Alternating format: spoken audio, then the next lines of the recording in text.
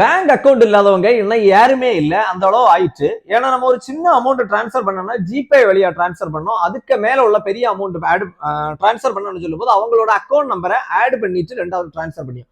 அப்ப one time தான் நம்ம டிரான்ஸ்ஃபர் பண்ண வேண்டிய ஆட் பண்றோம், ரெண்டாவது அந்த அக்கௌண்ட்டை ரிமூவ் பண்ணாம போடுறோம். இப்படி நாளடைவில் பாத்தீங்கன்னா 10-20 நிறைய பேருக்கு அக்கௌண்ட் அதுல ஆட் ஆகி இருக்குது.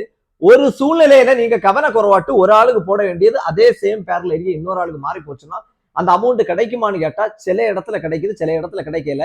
இன்னைக்கு என்னன்னா பணம் ஒரு இடத்துக்கு தவறுதலா போச்சுன்னா திரும்ப தாரதுக்கே மக்கள் யோசிக்காங்க. என்னோட சர்வீஸ்ல நடந்தது என்னன்னு பாத்தீங்கன்னா பிப்ரவரி மாசம் 20ஆம் தேதி ஒரு நபருக்கு 62,000 ரூபாய் மாறுதலா போயிட்டு ஏற்கனவே 2 வருஷத்துக்கு முன்னாடி நான் என்னன்னா அவருக்கு போட்டிருக்கேன், அந்த அக்கௌண்ட்டை டெலிட் பண்ணாம வச்சனால அவருக்கு சென்ட் ஆயிடுச்சு.